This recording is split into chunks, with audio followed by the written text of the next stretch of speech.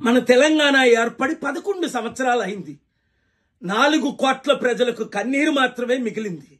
వ్యాపారస్తులు నెత్తి కొట్టుకుంటున్నారు, బిజినెస్లన్నీ వెళ్ళిపోతున్నాయి, రియల్ ఎస్టేట్ పడిపోయింది, విద్యా వైద్యం కరువు అయిపోయింది. నీళ్లు, నిధులు, నియామకాలు అన్నారు. వేసవి కాలంలో 1 కోటి కుటుంబాలకు నీళ్లు అందించగలిగాయి గవర్నమెంట్. నిధులైతే వాళ్ళకు మాత్రమే 100 కోట్లు, 1000 కోట్లు, కొంతమందికి లక్షల కోట్లు. మనకు మిగిలిందేటి?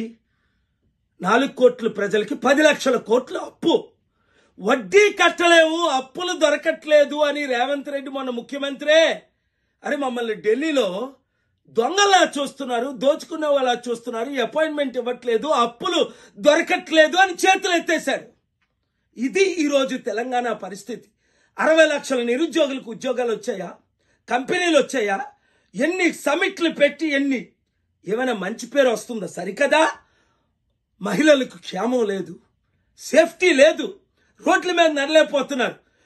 మిస్ వరల్డ్ కొరకు మిస్ ఇంగ్లాండ్ వస్తే అయ్యో ఈ హైదరాబాదులో నన్ను ఒక వేశ్యలాగా చూస్తున్నారని ఆవిడ హైదరాబాదులో పారిపోయి దేశ విదేశాల్లో మన పరువు తీస్తుంది.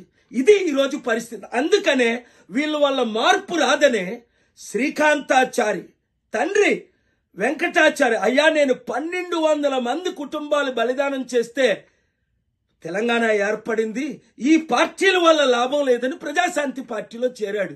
ఎంతమంది అన్ని పార్టీలు పిలిచినా వద్దు అని చెప్పి గద్దరన్న మన ప్రజాశాంతి పార్టీలో చేరాడు. ఎందుకు?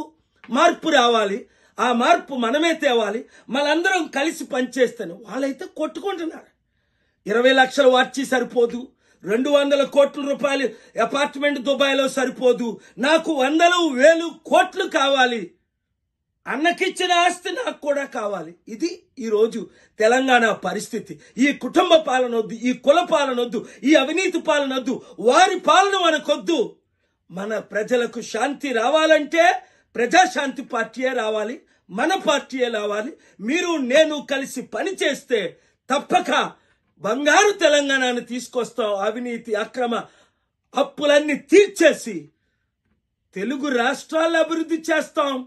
హైదరాబాద్ని మరలా ప్రపంచ మ్యాప్లో పెడతాం. ఈ వీడియో అందరికీ షేర్ చేయండి.